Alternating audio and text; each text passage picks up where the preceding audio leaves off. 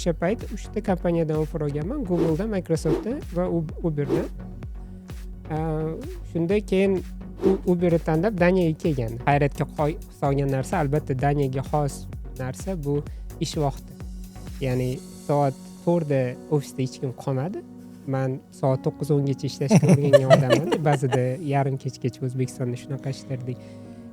Soat 5da yorug', hali chiqib ketyapman. O'zimni aybdor his qilyapman-da. Magazinga biror narsa olishga chiqay dedim. Sentyabr. Qishki qalin kurtkamni ustimga kiyib chiqaman, yuzimga yomg'ir yog'yapti-da. Shunaqa sovuq. Suyagimgacha o'tib ketyapti-da. Bilmayman necha gradus bo'lgan o'sha payti, balkim 10 gradus bo'lganmi, lekin o'shanda aytganman, qayerga kelib qoldim, sentyabr. Litsenziyadan tashqari, masalan, Londonda ham juda ko'p sudlashadi Uber, bilsangiz kerak. Bizda даже flag bor, is London degan. Ishonasizmi? Kod bazemizda bor. Is London bo'lsa, exceptionlar shunchalik ko'pki, prioriteti baland edi. London haligacha eng oxirgi bo'lib featurelar Londonga yetib boradi. Ya'ni o'sha yangi feature chiqqanida, eng darajasi past regionlardan boshlanadi, suburblardan boshlanadi. Koding jihatdan adashmasam, men oxirgi payt qachon qo'limda kod yozganimni eslolmayman. Chunki haqiqatan o'zgartirib yubordi. Bizga cloud uchun limit yo'q hozir. Literally limit yo'q, puldan umuman yo'q. Biz juda insane numberlarni ko'ramiz, anaqa statistika chiqqanda kimdirlar o'zi oladigan oyligidan ko'proq cloudga sarflaydi-da. IBC deylardi. Individual based contribution. Вообще odamlar bir-birini yirdi. Anu qilmayapti derdi-da. Bir narsalarni yozib, keyin Microsoft o'zida shu narsa prям вот politika edi. Davay, короче, anaqa qilaylik. Mana ikkita komandani bir xil zadaniya beraylik. Qaysi biri yaxshiroq qilsa, anonsini bo'shataveramiz yoki yo'q qo'yamiz dedi. Assalomu alaykum. Bugun Startup Smartup keyingi soni. Bugun biza strategiya to'g'risida emas, ko'proq arxitektura, kod, real product development yoki product rivojlantirish to'g'risida gaplashamiz. Bugungi mehmonimiz Ulfat. Ulfat mana dunyoda haligi texnik ajdarholar bo'lsa, o'shalardan bittasini kallasida, ya'ni Uberda ishlaydilar. Software developer bo'lib. O'shanga xush kelibsiz, Ulfat. Bugun ko'proq shu kod to'g'risida gaplashamiz. Endi birinchi savolimiz, o'zingiz to'g'risida aytib bersangiz, qanaqa qilib Uberga kelib qolganingiz bilan bir tanishtirib o'tsangiz. Assalomu alaykum. Avvalambor rahmat taklif qilganinglar uchun. Bu juda qisqa qilib aytib berishga harakat qilaman. Bu narsani o'zi dasturlashga qiziqishimga sabab bu universitetda boshlangan birinchi, chunki ungacha imkoniyatim bo'lmagan dasturlashni boshlashga. Kompyuterim bo'lsa ham, internetim bo'lsa ham, u paytda ingliz tilini yaxshi bilmasdim. Shuni hisobiga bir-ikki Pascal harakat qilganman, ishga tushirishga bo'lmagan maktab payti. Keyin Turin Politexnika universitetiga o'qishga kirganman. O'shanda kompyuter injiniring fakulteti bor edi. U paytda unaqa tasavvurim ham yo'q edi. Nima o'zi kompyuter qiziq bo'lgani uchun boraman deb qiziqib borganman. Keyin birinchi marta o'sha birinchi kursimda birinchi qator kodimni yozganman o'shanda. O'shandan keyin o'zim bilmagan holda o'sha qiziqib kirib ketib qoldim. Bunga juda menga birinchi yozgan o'sha if statementim, kod haqida gaplashadigan bo'lsak, shunaqa kuchli ta'sir qilgandiki, qo'limdan endi hamma narsa keladi bitta if bilan, chunki o'zi aslida tagida bitta if yotadi hamma narsani. Agar juda oldiga loop qo'shib yuborsangiz вообще da. Loop ham qaysidir ma'noda o'sha ifda baribir jump qilaveradi. Qaytib. Shundan keyin universitetni bitirdim. Keyin shu bilan ish boshlab ketdim. Birinchi boshlagan ishim bu kichkina kompaniya bo'lgan, startup bo'lgan. Qaysi ma'noda startup? Pul ishlash maqsadida qilingan startup bo'lmagan. Amerikalik bitta odam juda anaqa secure messenger yasamoqchi bo'lgan. Ya'ni ideya shu darajada ajabtovur bo'lganki, umuman server qatnashmasligi kerak. Ikkita odam bir-biri bilan gaplashayotganda telefon bir-biriga to'g'ridan-to'g'ri bog'lanishi kerak. Shu startapda 3 yil ishladim taxminan. Juda qiziq bo'ldi. Menimcha karyeramdagi eng zo'r paytlar o'sha paytlar edi. Chunki ideya juda crazy. Pul haqida hech kim qayg'urmaydi. Pressure yo'q. Faqat texnical ishlar qilganmiz. Juda maza qilib ishlaganman o'sha payt. Keyin afsuski uzoqqa bormadi. Unaqa. Keyin o'shandan keyin konsaltingga o'tdik. Konsaltingda yana 2 yil ishladim. Konsaltingda ishlab yurgan paytlarim shu katta big tech kompaniyalarga qiziqish paydo bo'ldi. O'shanga birinchi Amazon bilan qilgan intervyuim o'zlari chiqishgan menga, rekruterlar. Intervyudan yiqilganman. Ya'ni texnik O'zbekistonda turibsiz. Rekruterlar sizga O'zbekistonda chiqyapti. yozishdi. Chunki Nima qiziqtirgan ular? LinkedInda biza ancha investitsiya qilganmiz LinkedInga. Chunki LinkedInda postlar qo'yib, har xil qiziqarli mavzularda narsalar bo'lishib turganimizga baribir ko'ziga tushadi odamlarni. Bu narsa bor narsa. Qiziq, agar haqiqatdan yaxshi ma'lumot ulashsangiz, ko'ziga tushasiz odamlarni. Ya'ni qanaqadir anaqa personal brand deydi-yu, o'zingizni shaxsiy brandingizni yaratganmisiz LinkedIn? Yo'q, men shaxsiy brend ustida ishlamaganman, lekin o'sha ozgina orada aktiv bo'lganman-da. Bir 6 oycha aktiv bo'lganman. O'sha hisobiga o'sha Dublindagi ofisiga hiring bo'layotganda ko'ziga tushib qolganman.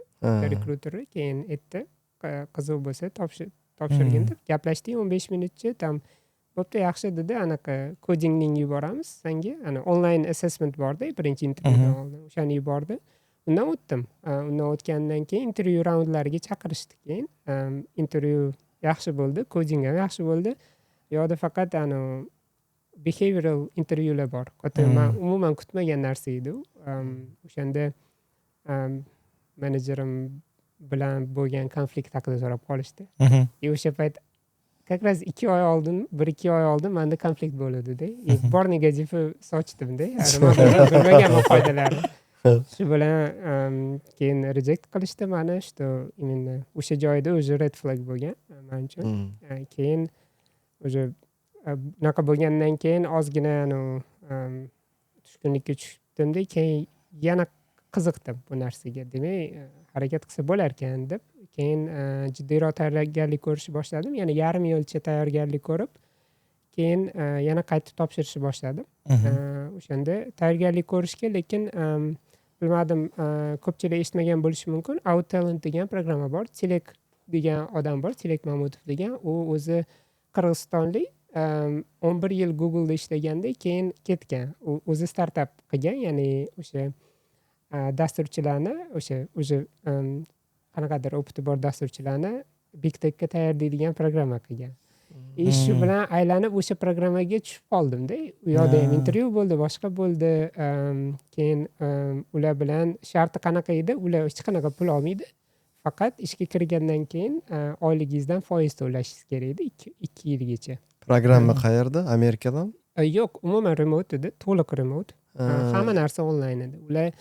Ularni bergan narsasi, asosiy bergan narsasi disiplina bo'ldi. Ya'ni ular har hafta tekshirardi, qancha ish qildik, qancha lead kod ishladik, qancha короче, hamma protsessni bitta yo'lga qo'yishganda, struktura qilib, tayyorgarlik ko'rib, talab qilishardi. Juda kuchli talab qilishardi. Bu haftasiga 15 soat commitment majbur edi qilishga, bu yana full time ish bilan. Bu degani faqat shanba yakshanba ham qolardi. Shanba yakshanba ham 7-8 soat full time ishlashga to'g'ri kelardi. Naqib 6 oy o'tdi. Keyin yana plus tomoni, ular kompaniyalarda ishlaydigan odamlarni bilishadi-ku, networking bo'lgani uchun referral berishadi-da ular. Cold application, ya'ni hech qanaqa referralsiz topshirish juda qiyin. Anaqa rezyume tushib qoladi-da.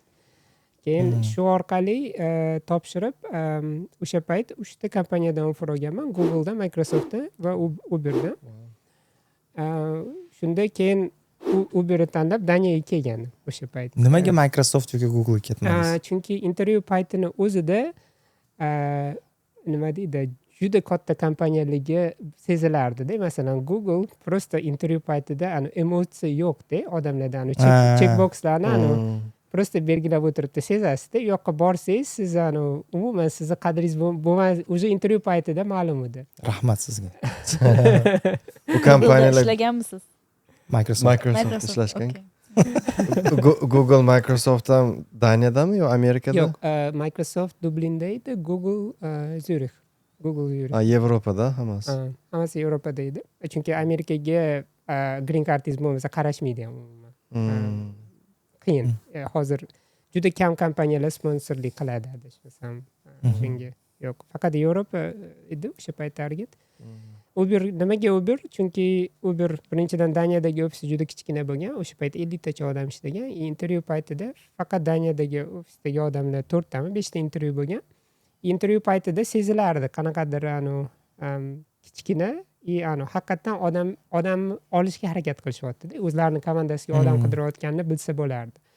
O'sha sabab bo'ldi men Uberni tanlashimga. Chunki haqiqatdan meni xohlashayotgandek bo'ldi olishga edi. Hammasi offer bergan bo'lsa ham. O'shanga keyin o'sha payt topshirgan paytim Orxus shahrida shunaqa rol bor edi, lekin Orxus qayerdaligini ham bilmaganman o'sha payt. Keyin qarasam Orxus Daniyada mana shunaqa shahar. Shunaqa bo'lib kelib qolganman o'zi Uberga. Mana keldingiz, mana startapda ishlab ko'ribsiz, keyin tam Amazonlarda anaqa intervyulardan o'tgansiz, ham boshqa Microsoft, Google'da. Keyin Uberga keldingiz, sizni xayolingizda ular sizni kutishyapti. Eng sizni hayratga qoldirgan narsa nima bo'lgan? Ya'ni xursand qilgan narsa nima bo'lgan kelganingizda? Ya'ni o'sha ofisga kirib birinchi kuningiz o'tdi.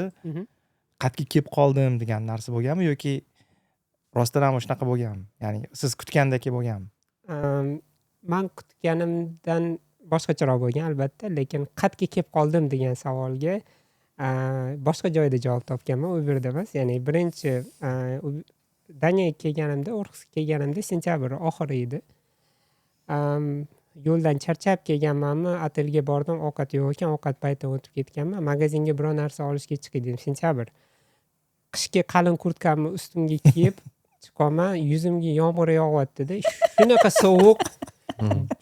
Suyagimgacha o'tib ketyapti-da. Bilmayman necha gradus bo'lgan o'sha payt, balkim 10 gradus bo'lganmi, lekin o'shanda aytganman, qayerga kelib qoldim, sentyabr. Uydan bitta ko'ynakda chiqib ketganman-da. O'sha joy birinchi shoklaridan biri Daniyani ob-havosi. Sizda qanaqa bo'lgan Daniyaga kelganingizda? Daniyaga kelib issiq o'lkalarga keldim degan. O'shanda sal qo'rqqanman. Qayerga kelib qoldim o'zi, qanaqa bitta ob-havo. Agar sentyabr shunaqa bo'lsa, qishda nima qilaman deb o'sha joy bo'lgan. Lekin ishxonaga kelganimda nima deydi, meni komandamdagi o'sha birinchi kelgan kuningizdan mentor tayinlashadi sizga, o'sha o'zingizni komandangizdan kimnidir tayinlab qo'yishadi, yordam berishga nimadir savollar tug'ilsa boshqa. Lekin umumiy juda yaxshi bo'lgan meni onboarding prosesim. Ya'ni hech qanaqa shoshiltirmaydi. Birinchi hamma tanishtirib, hamma yoqni ko'rsatishib, boshlanishi juda yaxshi bo'lgan. Ya'ni men kutganimdan ancha yaxshi bo'lgan. Birinchi hayratga solgan narsa albatta Daniyaga xos bu narsa, bu ish vaqti. Ya'ni soat 4 da ofisda hech kim qolmadi. Men soat 9-10 gacha ishlashga o'rgangan odamman. Ba'zida yarim kechgacha O'zbekistonda shunaqa ishlardik. Soat 5 da yorug' hali chiqib ketyapman. O'zimni aybdor his qilyapman-da. Men soat 5 da uyga ketyapman, hali yorug'-ku ko'chadamanda. O'sha joyi sal g'alati bo'lgan menga. Lekin faqat Daniyaga xos narsa ekan bu. AQShda boshqa ofislarda unaqa emas ekan. Imенно Daniyada, chunki asosiy ofisdagilar o'sha paytda datlar edi, ya'ni 80% adashmasam datlar edi. Ular o'sha kulturani ushlashgan. Ya'ni working culture, workaholic bo'lmaganda culture. O'sha joylari menga juda yoqqan boshida, ya'ni bo'sh vaqtim borligi alohida, chunki oilamni olib kelganimdan keyin ham o'sha payt qizim bor edi, ayolim bor edi. Ularni 2 oydan keyin olib keldim, joylashib bo'lgandan keyin. Yaxshi tomoni shuki, qanchalik ko'p ish bo'lmasin, farqi yo'q. Ish vaqti tugadimi? Tugadi. Lekin eng ajablanarli tomoni o'sha 50 tagina odam bilan Daniyadagi ofis butun Uber ofislari ichida eng performansi baland ofis hisoblangan. Kuniga 7,5 soat ishlashsa ham, lekin efficiency juda baland bo'lganda odamlarda. Sababi dam olishga ham vaqti bor. Faqat ish emasda. Plus Daniyada endi anaqa man endi sezgan narsa bu yoqda odamlar nima qilishadi haligi mana 7,5 soat ishmi faqat ish qilishadi. Ya'ni shu obedga chiqqanda obedni yeydi, lekin qolgan payt man bu telefon qilish, tam haligi gaplashib, o'rtog'i telefon qilib qolsa, qalaysan u yoq bu yoq, unaqa narsa yo'q. Ishmi ish. Ish qilib bo'lgandan keyin o'zini vaqtida o'zini ishini qiladi. Lekin ofisda small talk deydi-yu, unaqa narsalar bo'lmaydi. Kofeni oldida faqat. bor. Faqat kofe. 5 marta chiqishadi xolos o'shanda. 15 minut. Lekin faqat shu deb o'ylaysizmi? Nimasi? Bularni deylik faqat ishlashi sababli bularni nima deydi? Efficient baland deb o'ylaysizmi yoki sistema ham bormi bularda qanaqadir solishtirganda? Nima uchun bularni oldinda turibdi bu narsa? Bular mana o'zi nimaga Orxusda ofis ochilgan deganda o'zi Uber endi asos solingan paytda Uber ofisini bu yoqqa kelib qolishiga sabab o'sha yerda bitta kuchli injener bo'lgan, daniyalik, Amerikada ishlagan, keyin u aytgan men uyimga qaytib ketaman degan. Ishlagim kelmayapti, Amerikada qolgim kelmayapti deganda o'sha payt bu 2014-yil haqida gap ketyapti. O'shanda hali kichkina bo'lgan Uber CEO aytgan ishla, o'sha yerdan bo'lsa ham ishlagan, o'zingni o'rtoqlaringni yig'ganda, komanda yig'ganda o'shan bilan o'sha payt 5 kishi bilan boshlashganda bular. Demak, uni atrofiga komanda yig'ilgan ekan. Da. O'zi men kelishimdan 3 oymi oldin ketgan, distinguished injener bo'lib ketgan. Unaqa levelga juda kamdan kam odam chiqadi Uberda. Uberni u odam qilgan ishlardan bittasi Uber birinchi boshlagan paytda Postgres'da bo'lgan. Butun trip database Postgres'da bo'lgan. Ular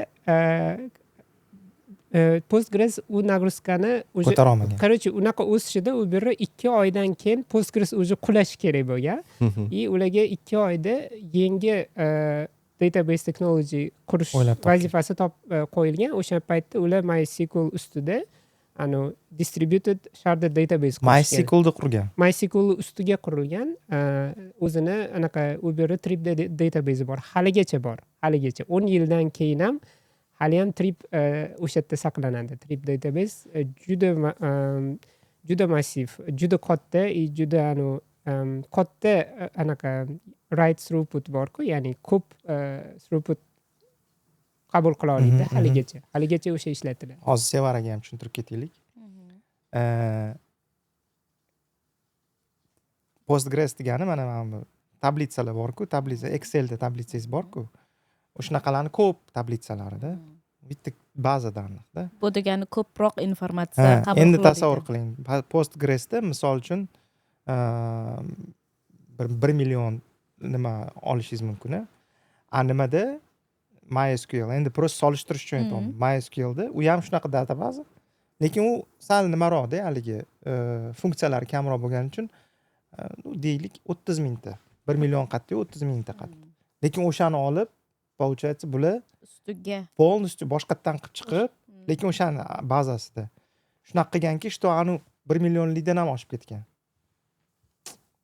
O'sha distinguished engineer olishgan ekan o'sha. Hozirgi kunda oyiga 1 milliarddan oshiq zakaz обработка qilinadi bu yerda. 1 milliarddan oshiq. 1 milliard zakaz. Lekin lokatsiyalarni strukturali databazada qilinmasa kerak. Yo'q, u anaqa. Yo'q, lokatsiyalarni aniq bilmayman, chunki Uber juda katta. Men to'g'risini aytsam, map location servislari bilan ishlamaganman u yoqda.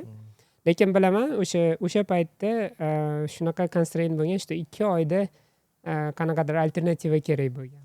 Ya'ni MySQL bitta MySQL emas, o'sha distributed database qilishgan. MySQL storage engine sifatida foydalanishgan o'sha paytda.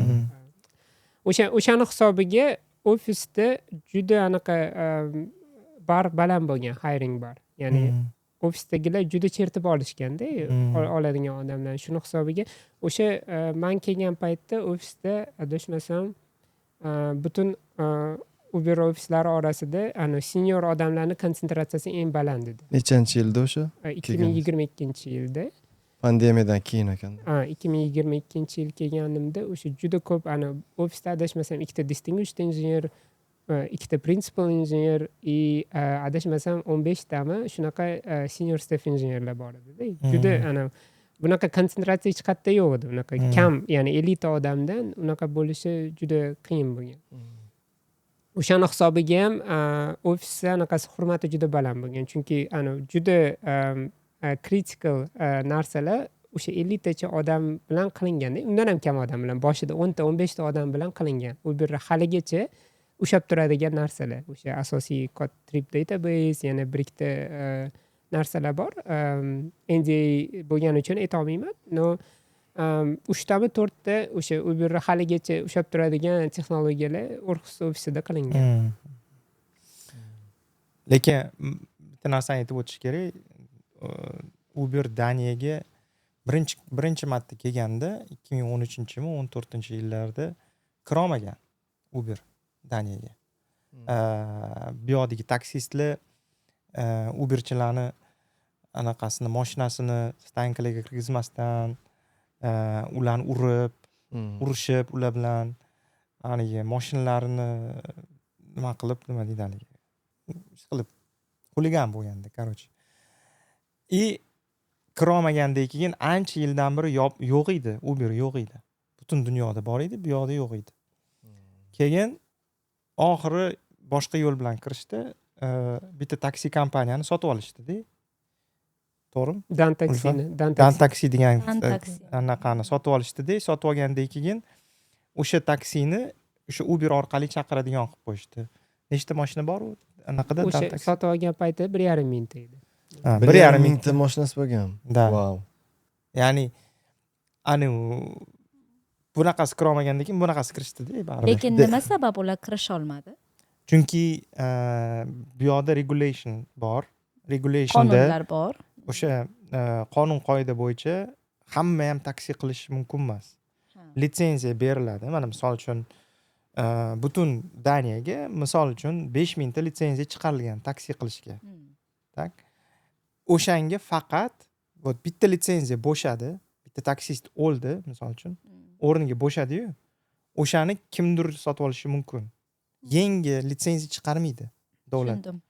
O'shanga bular anigi taksistlar bor-ku, bizani taksistlar. Ular aytganki, nimaga biza litsenziya to'lab, shuncha harakat qilib, nalog to'lab yuramizda, bular prosta tak olib kelib anaqa qilganligi uchun bizadan arzonroq narx olib, bizani bozorimizni olib ketib qolyapti. Konkurensiya juda katta konkurent-ku Uber. Da, konkurent qaysi ma'noda? Taksilarga. Da. Именно agarda qonuniy tarafdan bo'lsa, unda konkurensiya emas-da, chunki haqqi yo'q-da unaqa qilishga.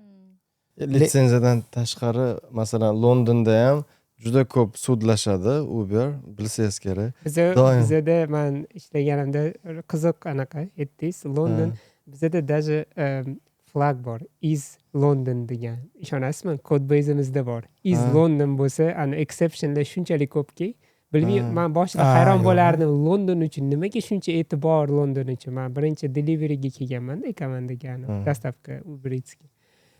Aytaman, prямо ko'p joyda flag bor edi, Is London degan. Is London uchun даже kodda biza alohida обработка qilinadigan joylari bor edi. Chunki London, ya'ni juda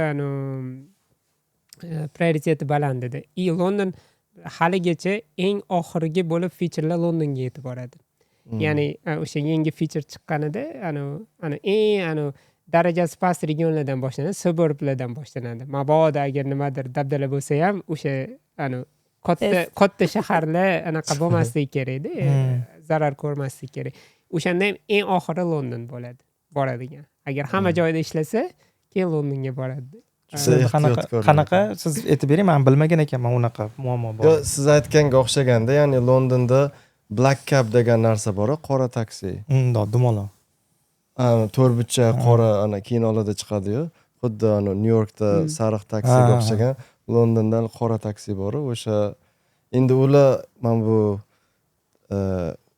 generational deydi, ya'ni necha 10 yillardan beri odamlar taksistlik bilan shug'ullanadi. Ya'ni u Londonni любой chekkasini menga aytsang, borib topib seni yetkazib beraman.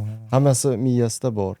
Uber kelyapti-da, hammasini texnologiya bilan yechyapti va undan ko'ra kamroq pulga.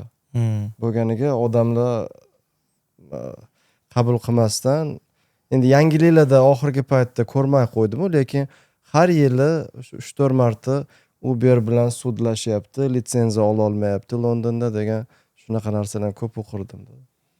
Tasodifni qarang, men kecha o'qib qoldim. Bitta gruppada yozgan taksichilar 2012-2013 yilda Uberchilar bo'lgan. Daniyada nelegalni ish qilishgan. 25 ta taksist juda katta miqdorda shtraf olgan. Endi может быть o'sha boshqa kompaniya taksistlari Uberda ham qabul qilgan deb tushundim. Ya bilmayman qanaqa u sistemasini bilolmayman, aytasiz agar. O'shani hisobiga ular, конечно, kompaniya to'lagan bu pulni, lekin odamlarga yozilgan shtraflar politsiyalar tutganda Daniyada, Kopengagenda. 25 kishiga juda katta shtraf, 40 mingdan 50 mingdan 120 minggacha pul shtraf qo'yishgan. Mumkin bo'lmagan vaqtda haydashgan Uberda Daniyada. Shu qanaqa qilsa bo'ladi? O'sha 2013-yilda, chunki 2012-2013 zakon mana boshida ruxsat berilgan edi. Boshida muammo bo'lmagan. Keyin ular urushishni boshlashgan oddiy taksistlar bilan bular. Keyin anaqa zapret qo'yib qo'yilgan. O'sha zapret qo'yilganda ham baribir applicationni o'chirtira olmaydi-yu. Menimcha o'sha odamlar o'sha qo'lida bor-ku, kelib ketgan. Paytda ushalgan o'sha odamlar. Bo'lishi mumkin. Chunki agar zapret qo'yilgandan keyin mumkin bo'lmagan vaqtda foydalanilgan bo'lsa, значит taksistlarga qo'yilgan-ku zapret, haydamaysan. Juda katta miqdorda anaqa qilingan ekanda, shtraf qo'yilgan ekan. Tasodif qarang, yaxshi bo'lib qolibdi. Kelishingizni bilmagandim bugun lekin. Xo'p, keyingi savolga o'tsak, sizda bormi? Manda Development bo'yicha ko'proq savollar bor edi. Endi developerlarga qiziqda, masalan, Londonda juda ko'p studentlarni bilaman-da, masalan, o'qishni bitirgan, juda ham ko'p bolalarni bilaman. Masalan, ish qidirib yuribdi boshqa.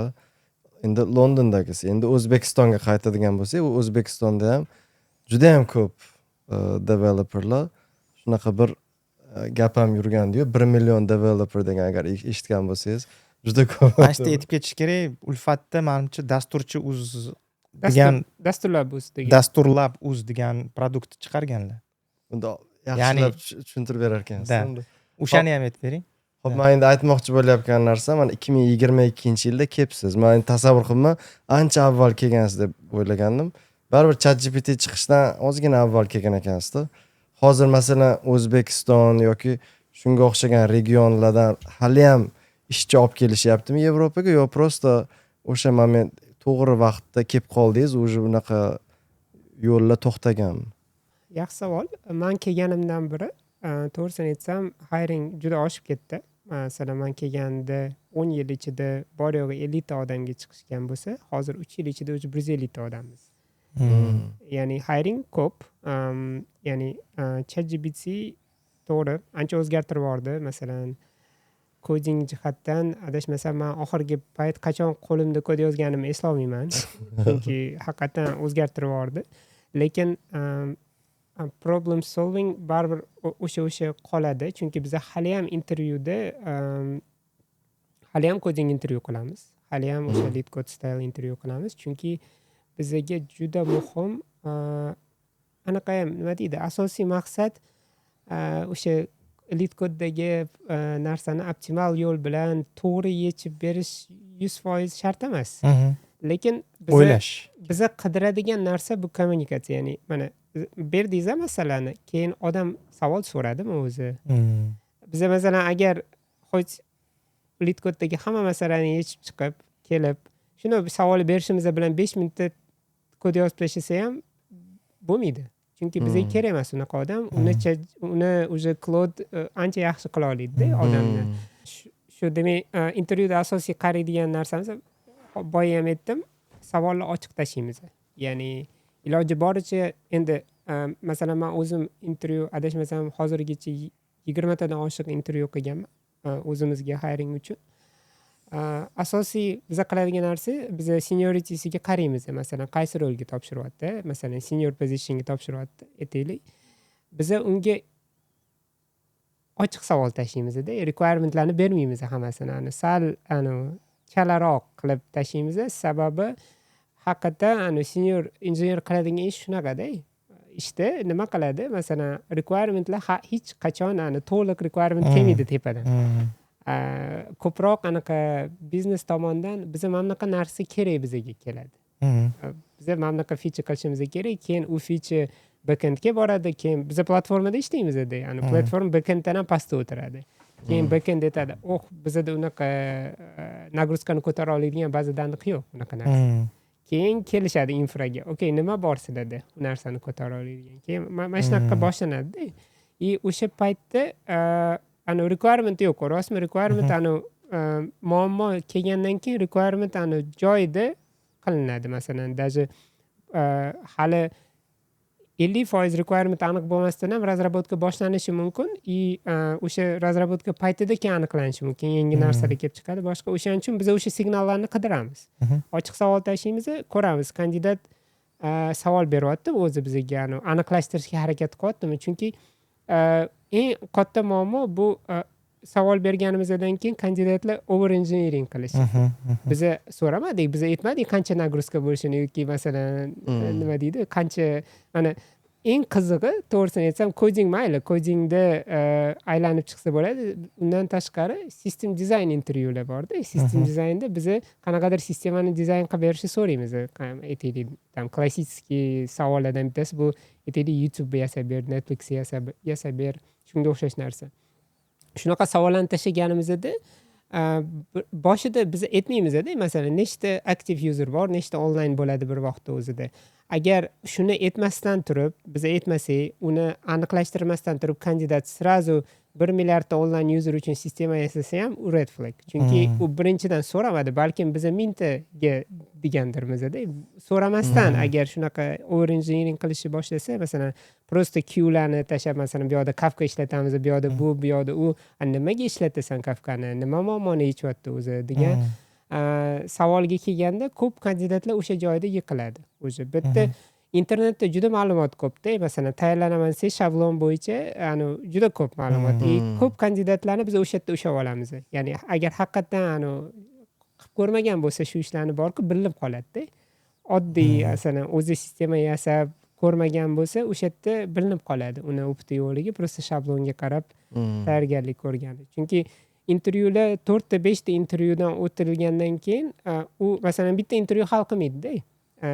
Kandidat 4-5 ta intervyudan keyin bizada debrief degan prosess bor. Ya'ni hamma o'sha intervyu qilgan odamlar yig'ilib, hamma birinchi anaqa голосование bo'ladi, ya'ni ovoz berish. Hech kim hali bir-birini eshitmasdan turib 1-2-3 ga thumbs up, thumbs down, ya'ni yes или no qilinadi yoki bilmayman. 1-2-300 nima? Ya'ni 1-2-3 ga hamma birdaniga qilish kerak-da.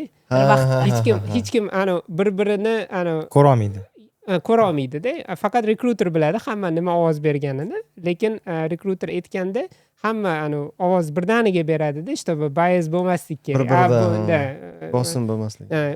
O'shandan keyin eng qizig'i qachon bo'ladi? Masalan, ikkita odam ha deyapti, ikkita odam yo'q deyapti.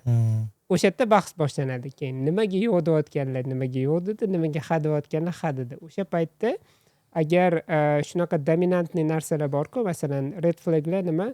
Savol bermadi yoki kerak emas narsani qo'shib tashladi yoki boshqa yoki shunaqa narsalar kandidatni hadan yo'qqa tushiradi. Chunki koding faqat koding qilgan odamlar ha deyishi mumkin-da, kodingni zo'r qildi. Keyin bu yoqda behavioral qilgan odam bilan system design qilgan odam yo'q desa, bu yoqda o'zi перевес bo'lib qolishi mumkin. Или наоборот. Men ko'rganman kandidatlar, zo'r kandidatlar kodingdan yiqilganini ko'rganman. Kodingi past, lekin fikrlashi juda zo'rda. Prosta vaqtida bitira olmagan kodingni ular ham yiqiladi. Koding вообще zo'r, даже 40 minutlik narsani 10 minutda qilib tashlagan, o'zi bo'ldi. Hech qanaqa savol yo'qdi, lekin anaqa o'sha behavioral bilan system dizaynda yaxshi qilmagan, ularni ham yiqitganmiz. Yoki system dizayn ham kodingdan hammasi zo'r, lekin behavioral intervyu borku, oddiy savol mana adashmasam juda ko'p kandidatlarni yiqitadigan narsa, men o'zim ko'rganim bu hozir nima ish qilasan, oldin nima ish qilgansan deb mana prosta hozir qilayotgan ishingni gapir deganda, agar hozir qilayotgan ishini tushuntirib bera olmasa, nimaga qilyapti uni? Nimaga muhim? ya'ni uni o'sha biznes tomonini o'sha dasturchini vazifasi nima u yoqda o'zi nima muammoni hal qilyapti degan savolga agar javob bera olmasa bo'ldi yiqitamiz afsuski. Chunki qanchalik zo'r bo'lmasin, agar biznes kontekst bo'lmasa yoki o'zi ishlayotgan produkt haqida I don't care, faqat man kod yozishga bo'l unaqa odam kerak emas, chunki Claude undan ko'ra yaxshiroq. Biz Claude'ga aytamiz nima qilishi, u ancha tez qiladi-da. U anaqa nima deydi, nolimaydi. Yo'q desangiz bu dabdala narsa desangiz qaytib qilaveradi u. Bizaga Claude uchun limit yo'q hozir. Literally limit yo'q, puldan umuman yo'q. Biz juda insane numberlarni ko'ramiz, anaqa statistika chiqqanda kimdirlar o'zi oladigan oyligidan ko'proq Claude'ga sarflaydi-da. Shu darajada kompaniya anaqa limit qo'ymayapti hozir. Davay ishlatinglar degan ma'noda. Shunaqa vaziyatda AI ularni almashtiradi-da. Bizga kerak emas unaqa kandidatlar. Biz qidiradigan narsa bu haqiqatan nima deydi, o'sha kontekstga qarab muammoni yechadigan odamlar kerak bizga. Ya'ni sizlarga sun'iy emas, sizlarga odam intellekti kerak. Odamni intuitsiyasi kerak bizga. Intuitsiyasi odamni zdravый смысл deydi-ku. AI aytganingizni qilib tashaveradi qancha xohlasangiz. Lekin biz qidiradigan narsa shu. Odam basic oddiy algoritmlarni qila olsa, endi juda oddiy emas, masalan aytaylik binary search tree bilan ishlay olsa, bizga good enough. Biz unaqa juda murakkab algoritmlarni so'ramaymiz, chunki kundalik ishimizda unaqa ishlatmaymiz. Uzog'i for loop bilan ma'lumotlarni yoqdan bu yoqqa haydaymiz, lekin baribir biz o'sha minimum check qilishimiz kerak-da, iloji yo'q. Chunki odam agar bu biz faqat algoritmlarni tekshirmaymiz, biz yana kodingni ham tekshiramiz. Kod yozish anaqasi tezligi, masalan, stili, toza yozyaptimi, tushunarlimi kodi, shunaqa narsalarni ham birato'la tekshiramiz-da. Faqat algoritm emas. Buni anaqadan farqi juda katta. Men bu sport bor-ku, anaqa programming algoritmlar bo'yicha sport adashmasam shunaqa narsa bor. Kibersportda masala tashlanadi, musobaqa. Yo'q, unaqa emas. Agar unaqa optimizatsiya qilsa, musobaqaga optimizatsiya qiladigan odamlar intervyudan yiqilish ehtimoli katta. Chunki ular tez yetishga harakat qiladi. Biz tez yetishini so'ramaymiz. Biz anaqa podxod muhimroq, qanaqa kommunikatsiya qilishi, o'sha nima uchun o'sha yo'lni tanladi, tushunyaptimi nimaga o'sha yo'lni tanlaganini. Shu narsa bizga kattaroq rolga ega. Chunki men o'shanga aytaman, hiring o'zgargani yo'q. Hali ham hire qilyapmiz, chunki odam kerak bizga. Odam kerak. Bu narsa yangi dasturchilarni tushkunlikka tushirish kerak emas. Faqat aytganimdek, hozir bitta qiyin dilemma bu. Xo'p, universitetni bitirib chiqdi. Endi nima qilaman? Opti yo'q. Qanaqa qilib ishga topshiraman? Masalan, AI mendan yaxshiroq kod yozadi o'zi. Tan olish kerak, AI yaxshiroq kod yozadi universitetni bitirib chiqqan bolada. Achinarli tomoni shundaki, universitetlar hali ulgurmasdan turib, yangi AI assisted codingga ulgurmasdan turib, bu narsa tezroq rivojlanib ketib qoldi-da. Ya'ni educationdan programma yetib borolmayapti. Berolmayapti orqasi. Har doim shunaqa bo'lgan o'zi. Men universitetni bitirib chiqqanimda ham biz faqat C o'rganganmiz. Ko'chaga, bozorga chiqsam, o'shanda omadim kelib Toshkentda o'sha birinchi startapim C++ ishlatgan. Omadim kelib o'sha Alloh o'zi yo'l ko'rsatib o'sha yerga kirib qolganman-da. Bo'lmasa hamma yo C#, PHP shunaqa bo'lib yotdi. Menda u skilllar yo'q edi-da o'sha paytda, to'g'risi. Har doim shunaqa bo'lgan. Lekin hozir endi farq sal kattalashib ketyapti. Zo'r tomoni hozir shundaki, anaqa dasturlash tili ahamiyatsiz bo'lib qoldi.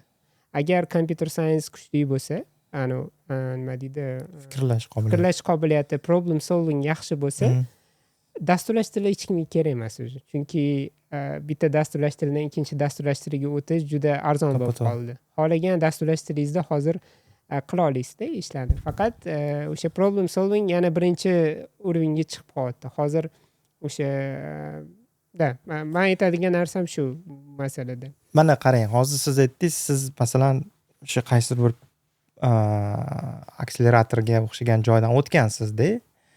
Endi siz получается 2 yil to'ladingiz ularga. o'sha nimasiga sizni ishga olib kirib qo'yganiga, ya'ni tayinlaganiga. Ular sizga shu narsalarni o'rgatganmi? Yo'q, ularni vaqti yo'q. Chunki ular yo'q, qarang. Ularni asosiy maqsadi anaqaga tayyorlab berish, minimalni tayyorlab berish intervyuga, ya'ni o'sha kodingni ko'tarib berish, majburlab sizni har anaqa tekshirib olib, plus rezyumega qarashadi ular, rezyumeni qanaqa to'g'ri yozish, behavioral intervyuga tayyorlanish. Mani asosiy ulardan olgan katta narsam bu behavioral intervyuga tayyorgarlik ko'rish. Qanaqa qilib to'g'ri javob berish kerak behavioral intervyularda. Okay. O'sha narsa katta bo'ldi, chunki algoritmlar menda yaxshi bo'lgan oldin ham. Ular bilan prosta men ozgina nima deydi, kerak faqat o'sha intervyu fokused masalalarni ishlashga harakat qildim. Ularni yana bitta plus tomoni, juda ko'p mock intervyular qildirishadi. Ya'ni o'sha programmadagi bolalar bilan bir-birimizga mock intervyular ko'rardik. Chunki masalan, o'zingiz o'tirib ishlaganingiz bilan intervyu paytida kimdir ustingizda qarab turganda ishlagan umuman boshqa narsalarda. Bu narsani mashq qilish kerak. Mashq qilmasdan turib, qanchalik zo'r bo'lishingizdan qat'iy nazar, intervyu paytida bosim ostida qiyin u narsani eplash. Texnikalari bor-da, uni qiladigan, unga yordam beradigan qilishga. Lekin baribir qanchalik harakat qilmasangiz ham o'sha problem solvingga almashtira olmaysiz. Agar sizda o'sha narsa bo'lmasa, aytaylik, butun LeetCode masalalarni yoddan bilsangiz ham yechimini o'xshamaydi, o'ta olmaysiz baribir. Chunki AI qilib bersa ham, bir amallab AI ishlatib anaqa qilsangiz ham baribir ushlab olish oson. Big Tech o'shaning uchun ham 4-5 ta intervyu qiladi-da, bitta emas. Kimdir ushlab oladi-da sizni bor orada. Agar nimadir qovushmay qolsa, kimdir ushlab oladi. Lekin bizda juda ham kamdan kam bo'lgan, masalan 4 ta odam hadeb bittasi yo'q deb turishi. Unaqa kamdan kam bo'ladi, chunki odatda o'sha red flaglarni hamma ko'radi, qanchadir qismini ko'radi. Aldash qiyin-da u yoqda. Juda aldash qiyin.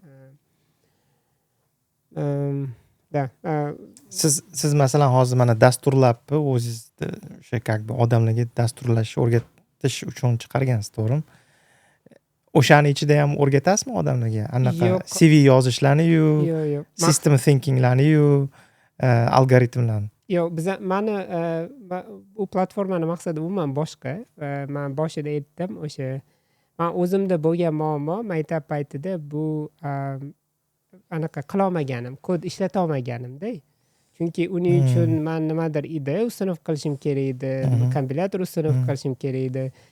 Kirish anaqasi parogi juda baland bo'lganda u paytda. Men ingliz tilini bilmayman.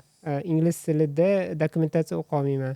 Men yetishga harakat qilayotgan muammo bu dasturchilarni bu platforma dasturchilar uchun emas o'zi. Endi o'rganayotganlar uchun. Endi o'rganayotganlar uchun ular hech bo'lmasa bilasizmi, hozir O'zbekistonda qanaqa tendensiya bor? Masalan, masalan, o'quv markazlari ko'p, to'g'rimi? Najot ta'lim bor, yaxshi ishlayotganlardan PGP bor. Ular yaxshi o'rgatishadi. Haqiqatan zo'r, agar kirsangiz, yaxshi narsa o'rganib chiqasiz, lekin narx qaysi ma'noda? Kursi narx emas, umumiy kost baland. Chunki siz birinchidan qilayotgan ishingizni to'xtatishingiz kerak. Qanchadir pulga kompyuter olishingiz kerak, vaqt ajratishingiz kerak, 10 million pul to'lashingiz kerak, 10-15 million.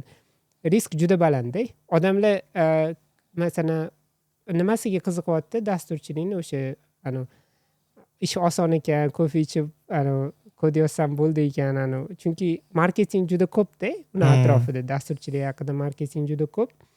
Odamlar o'sha narsaga havas qilyapti-da, lekin asosiy problem solvingga kelganda, o'shani ko'rishganda ko'pchilik cho'chib qochib ketyapti-da boshqa joylarga. Mani maqsadim boshidan nima bo'lgan? Shu narxni pasaytirish. Agarki sen qiziqyapsanmi, ko'r nimaligini o'zi. Maqsad srazu kirishing bilan 5 minutda ichida birinchi kodni yozib ishlatib ko'rishing kerak. Prosta his qilgin nimaligini. Maqsadim boshidan hamma narsa platformada bo'lishi kerak. Hech nima o'rnatish keragi yo'q. Hamma koding, hamma narsa o'sha yerda ichida bo'lishi kerak bo'lgan. Boshida men qilgan xato nima bo'ldi? Men ko'p dasturlash tillarini olmoqchi bo'ldim-da boshida. 2023-yil boshlagan bo'lsak, birdaniga hamma dasturlash tillarini, hamma texnologiyalarni qilmoqchi edik. Hali AI unaqa mashhur emasdi. keyin ozgina anaqa bo'lib qoldi. Ulgurmadik. Umuman ishni yurmadida, oldingi hamma narsa qotib qoldi. Keyin o'zi qaytib o'ylab ko'rdim, что asosiy maqsad anaqa emas, sintaksis emas, bu problem solving. O'shanga keyin o'tgan yili o'zgartirdik politikani. Umuman faqat Pythonga asoslangan kurslar. Faqat Pythonga asoslangan anaqaga oddiy konsepsiyalarni tushuntirish. If, for, qanaqa ishlaydi, oddiy algoritmlar, chiziqli qidirish qanaqa ishlaydi, OOP nima o'zi, shu ba'zi konsepsiyalarni berish. Bizning maqsadimiz unaqa fanga tayyorlash yoki unaqa emas. Maqsad shu, ya'ni просто qilib ko'rmoqchi, qiziqqan odam kirsin, qilib ko'rsin. O'shanga ham bepul platforma. Umuman pul olmaymiz. Lekin ko'rib turasizmi, nechta odam ishlatyapti? Statistika bor, kuzatib turamiz. Men hali reklama yoqmaganman, lekin hozir o'sha Google Search optimizatsiya qilish ustida ishlayapmiz. Haftasiga 10 tacha odam kiradi. Undan bitta ikkitasi qoladi, lekin qolgan odamlarda retention juda baland. Menimcha eng ko'rgan stickiness menda ko'rganim 2 hafta har kuni 2 soatdan session bo'lgan. Ya'ni kirib odam har kuni Disiplinirованный. 2 soatdan shug'ullanadi. O'rtacha hisobda kirgan odam haqiqatan agar ishlashni boshlasa, o'rtacha hisobda 5 soatdan 10 soatgacha vaqt sarflashyapti. Lekin kirib haqiqatan qilgan odam. Ko'pchilik kiradida, oddiy narsa ekan deb chiqib ketadi. It's okay. Bu Sizni klientingiz emas u. Da. Lekin kechirasiz, tushunishim bo'yicha beplatno, bepul dedingizmi? Bepul. Umuman bepul. Hozirchami yo kelajakda? Siz ham o'rganishingiz mumkin. Bepul. Donationga o'tib ketadi. O'zbek tilida, hamma narsa o'zbek tilida va anaqa integratsiya qilganmiz. AI yordamchi bor. Agar nimadir o'xshamasa, yordam so'rasangiz yordam beradi. Lekin kechirasiz, siz bunga vaqt sarflaysiz-ku. Bunga qanaqa qaraysiz, masalan? Elga xizmat. Bu Uzrman, siz uchun javob berib Bizga o'rnak bo'lishi mumkin-da, hozir aytayotgan gaplaringiz. Bu hobby proyekt. Men o'zim chunki oddiy ko'rinishi mumkin bo'lgan narsalarda juda ko'p muammolar borda, yechish kerak bo'lgan. O'sha men o'zimni hamma big techda realizatsiya qila olmagan narsalarimni yoki nima deydi, katta kompaniyada ishlashni o'ziga yarasha narxi borda. Siz ya'ni protsesslarga bo'ysunishingiz kerak, bor protsesslarga. O'zingiz xohlagandek qila olmaysiz ishlarni. Men o'sha eksperimentlarimni hammasini o'sha platformada qilaman. Faqat quruq eksperiment bo'lmasligi uchun men harakat qilaman, nimadir foyda keltiradigan eksperiment bo'lsa. O'shanga o'sha nima yangi narsa o'rgansam, qo'llashga harakat qilaman, yangicha arxitekturni. Lekin qarangda, mana savol tug'ilyapti-da. Hozir siz buni reklama beraman, bermoqchi bo'lsangiz kelajakda bunga pul sarflaysiz-ku. Lekin bu ham sizga masalan, okey, pul sarflaysiz, haligacha bu besplatno davom etyapti. Men hozirgacha adashmasam, sir emas bu narsa. Taxminan $20,000 o'zimdan shaxsan pulim ketgan o'sha narsaga. Chunki boshida men front-end dasturchi yollaganman, hozir Cloud bor, arzon bo'ldi u narsa. Sen bo'lib tekin ishxonada. Yo'q, o'zim shaxsiyim ishlataman. Hazil. Keyin boshida ko'p dasturlashtirishlarni olganimizga ko'p mentorlar yollaganman-da. O'shanga har bitta, adashmasam, har bitta dars uchun $10 dan $15 pul to'lardim. Va oxir oqibat ularni hammasini otib yuborishga to'g'ri keldi-da. O'sha hamma narsani hisoblaganda o'zimni vaqtimni qo'shmadim hali u narsaga. Lekin shuncha pul ketgan. To'g'risi, men achinmayman bu narsadan, chunki menga o'zimga yoqadi. Ya'ni bu pulni boshqa narsaga ham sarflab olardim. Qo'yil, молодец. Chet el platformalarga o'xshaydigan platforma bormi? O'sha dastur nima dedingiz? Dasturlab. Boshqa eng yaqini adashmasam Educative degan platforma bor. Educative.io. Agar bilsangiz, ular ham xuddi shunaqa fokus qilishadi, lekin ular professionallarga fokus qilishadi. Men o'zim ham ishlatardim oldin. Yangi texnologiya o'rganmoqchi bo'lsam, kirardim, chunki menga ham o'rnatish yoqmasdi kompyuterimga ishni meni. Просто tez playgroundda qarab shunaqa o'rganishni yaxshi ko'rardim. o'sha konsepsiyani man просто entry levelga olib kelishga harakat qildim o'sha yerda. Lekin ideya inspiration o'sha yerdan kelgan. Videosiz ham qilsa bo'lar ekan-ku. Umuman video yo'q-da bizada. Hammasi mikro darslar, anaqa tekst, illyustratsiyalar bilan mikro darslar qilganmiz, chunki hozirgi yoshlar 10 qatordan oshiq narsani o'qimaydi.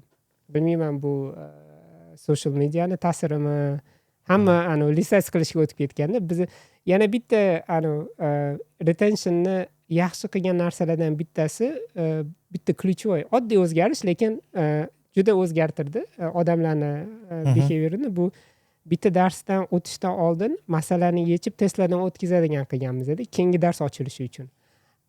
Agar shuni o'zi odamlarga yetarli dopamin berar ekan o'tish uchun. Ya'ni masalani ishlaydi, o'tadi, keyingi dars ochiladi.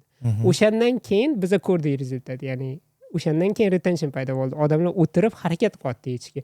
Даже men ko'rganman, odamlar siqilayotganida biz recording qilamiz-da, har bitta sessionni men kuzataman. Uzoq sessionlarni ataylab kirib kuzataman, nima qilyapti. Masalalarni odamlar 40 talab, 50 martalab harakat qilyapti-da ishlashga. O'zi oxirida desperate bo'lib ham ChatGPTdan kopiya qilayotganlarni ham ko'raman-da. O'zi siqilib ketyapti-da, nima qilishni bilmasdan. O'sha joylari juda qiziq, to'g'risi. Men o'zimga juda ko'p o'rganyapman-da. Men o'sha sarflagan pulim, vaqtimni men o'sha o'rganayotgan bilimimga nima deydi, yetarli kompensatsiya deb hisoblayman, to'g'risi. Chunki produktni chiqarib magunizchi bilmaysiz-da baribir. Foydali narsa qo'yasizmi yo'qmi? Menimcha bu o'sha problem solvingga ham eng yaxshi praktikada. Bitta qanaqadir muammoni topib o'shani yechib ko'rish. Shunaqa. Boshqa narsalarga ham ta'sir qiladi-da u narsa. Menda savol bor edi bu to'g'risida. Mana qarang. Hozir Uber to'g'risida aytdingiz-ku, misol uchun cloud dostupniy dedingiz, keyin nimalarni chertib olamiz deysiz developerlarni. Bitta qanaqadir feature chiqarish qanchalik qiyin? Qarang, nimaligiga bog'liq. Aytaylik, brand new yangi narsa bo'lsa, aytaylik, yangi texnologiyani olib kirish, aytaylik, bazadan ma'lumotlar bazasini. Unchalik qiyin emas, tez qilsa bo'ladi, chunki bor narsa, toolinglar bor-ku, bizada juda anaqa yaxshi-da, oson yangi narsani olib kirish. Yangi narsani olib kirdingiz, keyin uni ishlatishni boshlashsa bor-ku, nagruzka nima deydi, aytaylik, siz olib kelgan featureni butun hamma appdagilar ishlatsa, app featuresi bo'lsa, har bitta qilgan featuresga nima deydi, sekundiga, aytaylik, soatiga millionlab zapros qilib-turing-da. O'sha uni productionga chiqarganingizdan keyin muammo o'sha yerda boshlanadi. Productionga chiqardingiz, o'sha narsani o'zgartirish kerak bo'lsa, feature, o'sha bor featureni o'zgartirib yangi narsa qilish kerak bo'lsa, o'sha yerda boshlanadi hamma muammo. Chunki yangi feature tez, chunki yangi kod, yangi narsa, hamma narsa tez ketadi. Production, okey. Zo'r. Keyin o'sha maintenance bor-ku, o'zgartirish, yaxshilash, o'sha joyiga kelganda oylab vaqt ketadi. Razraботkaga emas, kod yozishga emas. Kod yozish umuman bottleneck emas, oldin ham bo'lmagan. Hozir masalan AI Claude keldida, biz oldin bir hafta kodingga sarflardik, 3 oy rolloutga sarflardik, hammaga chiqarishga uni. Yana dokument qilishga balobatlar 4 oy vaqt ketardi deylik. Bir haftasi, 2 haftasi koding bo'lardi. Hozir kodingni biz bir kunga qisqartirdik. Aytaylik, bir kunda koding qilamiz, lekin qolgan qismini kim hal qiladi? Hali u narsaga yechim yo'q-da. U test qilmaysizlarmi uni? Nimaga unaqa bo'lishi mumkin? Nimaga maintenance'ga tam change kiritishga ko'p vaqt ketib qoladi? Chunki Uber hali ham nima deydi, tez chiqarishga prioritet qo'yadi-da. Uber produkt atrofida qurilgan kompaniya, bitta produkt bor. Biza platforma sotmaymiz hech kimga. Biz cloud provider emasmiz, boshqa emasmiz. O'shanga birinchi prioritet nima qilib bo'lsa ham featureni chiqarish. Chunki bozordan orqada qolish anaqa kosti balandroq. Chem Castilla bilan bir nima yasab chiqarib yuborishdan ko'ra. O'shanga boshida birinchi versiya MVP o'zi hammani niyati yaxshi bo'ladi. Boshida davay MVP qilamiz edi, ishlatib ko'ramiz edi. Agar o'xshasa, keyin qaytib yozamiz edi. Lekin afsuski hech qachon bo'lmaydi u narsa. Nima bo'ladi? Birinchi MVPni chiqargan odam boshqa proyektga o'tib ketadi, chunki u impactini olib bo'ldi o'sha. Tam 1000 ta yangi user qo'shildi va alovatlar. Keyin maintenance'ga boshqa odamlar keladi, konteksti yo'q ularni. Okey deydi. Keyin yamoq ustiga yamoq ustiga yamoq bo'ladida 3 yilda katta legacy kodga aylanadi. Hamma proyektlar emas, lekin unaqasini juda ko'p ko'rganman. Keyin undan keyin ham yana boshqa odamlar keladi, yana nimadirlar qo'shishadi. Mana shunaqa almashib turadi-yu odamlar baribir. O'shaning hisobiga vaqt o'tgan sayin anaqada xuddi umuman plansiz qurilgan binoga o'xshab qoladi-da. Eshiklari teskari tomonda yoki umuman ustiga narsa qurishga yaroqsiz holatga kelib qoladi qaysidir momentga. O'shan kelganda juda og'riq bo'lishi boshlasa, masalan, ko'p insidentlar bo'lib, ko'p qulashni boshlasa servis, keyin o'ylab ko'rish. Demak, buni endi maintenance modga o'tamiz edi, buni yaxshilaymiz, endi refactoring qilamiz. Keyin u alohida proyekt sifatida boshlanadi, tushunasizmi? Shunaqa ishlanadi. Chunki agar biza boshidan agar proyektlar hammasi yaxshi dizayn qilib yasalsa, agar launch qilganda hech kimga kerak emas bo'lsa, ko'rasizmi, bu yerda return on investment haqida yana gap ketyapti-da. O'shanga time to market birinchi navbatda Uber juda ham kichkina marjinda ishlaydi-da. Low margin business. Cash flow bizada juda o'ynab turadi-da. O'shanga bitta sabablardan bittasi shu, bunaqa bo'lishini, sekin bo'lishini, narsalar oxir oqibat sekinlashib ketishini. Boshida yaxshi bo'ladi, keyin shularning hisobiga sekinlashib ketadi. Tushunarli. Legacy kodni qanaqadir kamaytirish inisiativalari bormi? Bu legacyligicha qolib ketgani yaxshimi? Qarang, agar men to'g'risi aytaman, agar siz planning paytida refactoring degan so'zni qo'shsangiz, bo'shatvorishadi. Yo'q, bo'shatishmaydi. Hayotda u narsani ololmaysiz olmaysiz-da. Hayotda u proyektni ololmaysiz, funding ololmaysiz, chunki hali ham o'sha ya'ni planningda time to market shu narsalarga. Yo'q, даже time to market bo'lmasa ham funding qilish kerak. Chunki siz taklif qilayotgan proyektga tam ikkita dasturchi yarim yil vaqtini sarflashi mumkin. Oyliklarni hisoblaganingizda leadershipga katta summa tuyuladi-da. O'shaning uchun refactoring biza ochiqdan ochiq aytmaymiz. Biza refactoringni yangi feature qilishni bitta qismi deb qaraymiz. Yangi feature qilishimiz kerak. Xo'p, o'sha featurega biza agar yengitdan qilishga 3 oy vaqt ketadigan bo'lsa, biz o'shani 2 ga ko'paytiramiz. Chunki o'sha bor narsani ustiga qurilishi kerak. O'sha paytda featureni ustida ishlashni boshlashdan oldin kod base'ni sekin-sekin tayyorlashni boshlaymiz. Okey, demak, men sal to'g'irlab, joyini to'g'irlash kerak. To'g'irlab, sal qovushadigan qilib to'g'irlaganimizdan keyin chiqaramiz. Bu ham lekin hamma qilmaydi bu ishni. To'g'ri. Eng katta muammo bizada muammo ham emasdir, balkim to'g'ridir. Meni qiynaydigan narsa bu dasturchilarni har yili evaluation qilishadi, to'g'rimi? Performance review qilishadi, qanchalik yaxshi dasturchilar. O'shani baholash ya'ni individual impactga asoslangan. Ya'ni dasturchini o'zi nima impact ko'rsatdi biznesga. Bu narsa shunga olib keladiki, dasturchilar faqat o'zi haqida o'ylashni boshlaydi-da. Men impact ko'rsatishim kerak. O'shani hisobiga collaboration bor-ku, teamwork ozgina zarar ko'radi o'sha hisobiga. Hamma o'zini anaqasi haqida o'ylaydi-da, performance haqida. Oxir oqibat даже odamlar duplikat narsalar ham yasab qo'yadi-da, bir-birini bilmasdan. Research qilmaganda bu hamni yasab qo'ygan, buni ham yasab qo'ygan. Deydi, endi nima qilamiz endi? Bo'ldi, shuncha vaqt bekor ketdi-da. O'shaning hisobiga shunaqa ishlar bo'lib turadi. Bu tekkan kasal nimalarga? Texnology kompaniya. Microsoft ham shunaqa edi. Ya'ni rosa ko'p IBC deylardi. Individual based contribution. Вообще odamlar bir-birini yirdi. U qilmayapti derdi-da, bir narsalarni yozib.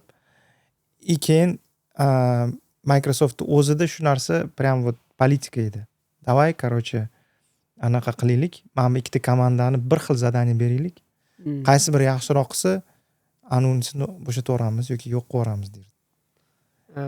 и haligindagi anu featurega давай feature chiqaramiz. И Taksi kompaniyasi sotib oldi-yu taksi endi. kompaniyasi sotib olgani hisobiga-da. Chunki Da, ofitsialniy chunki- kirishda bular nalog to'lashadi. Da, Lekin boshqa da. davlatlarda ham nalog to'lanadi-yu yoki qanaqa sistemasi? Nima uchun u yerlarda arzon? Manimcha hali ham o'sha taksi litsenziyasini chegaralanganligi o'sha supply kamroqda, taksistlar soni kam nisbatan. O'shanga demand qoplash uchun narx ko'tariladi. Ya'ni scarcity bor-ku. Lekin вообще foyda bormi Daniyada bo'lishi taksini? Bunaqa bo'lsa. Uberga? Ha, Uberga. Bu chista anaqa uchun. Status uchun. Daniya bu Presence uchun. luxury market hisoblanadi. O'zi anaqa purchasing power baland hisoblanadi. Turistlar ko'p keladi. Daniyaga.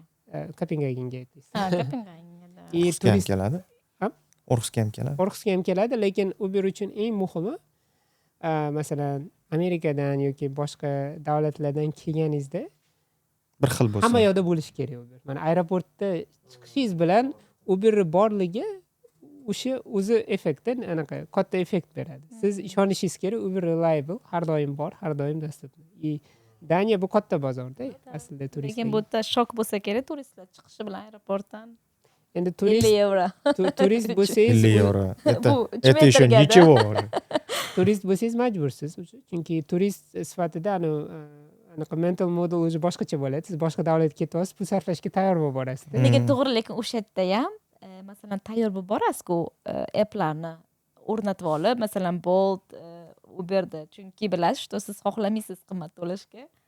Boshqa davlatlarda turistlar hozir v основном shunaqa smart bo'lib ketishgan. Okay. Hop, endi blitz savollarimizga o'tamiz. Tez savol, tez javob. Qarang.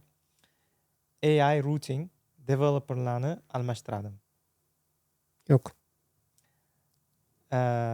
Ride hailing marketida, ya'ni bozorida, ride hailing ya'ni qanaqa deymiz o'zbekchasi?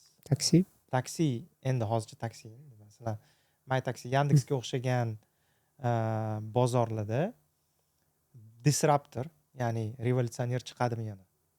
Manimcha chiqadi. Kim bo'larkin? Tez ride bo'larmikin? Tez bor bo'larmikin? Xo'p,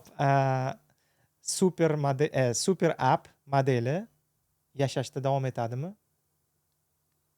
Mani nazarimda ham. Okay. Open infrastructure ga qarshi closed ekosistema qaysi biri yutadi? Savolni yaxshi tushunmadim. Open infrastructure nimaligini. Endi misol uchun mana platforma biznesi ko'proqmi yoki masalan siz aytdingiz Uberda bitta application bor, tagidagi platformani sotmaymiz. U o'zimizaniki. Bu closed ekosistemada o'zi.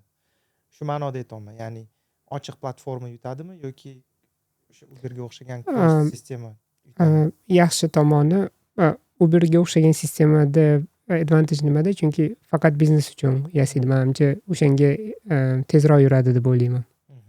Okay.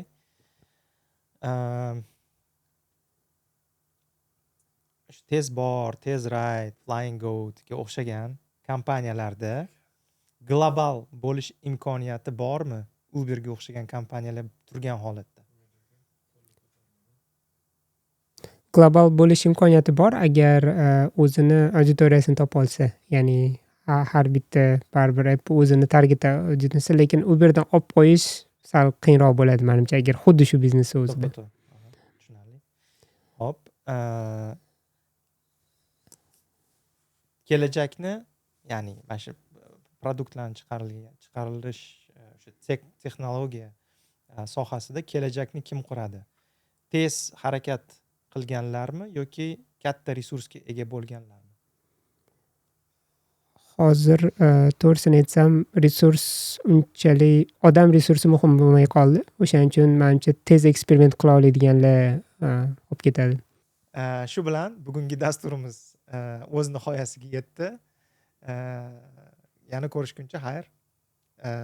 Obuna bo'lish va like bosish esdan chiqmasin.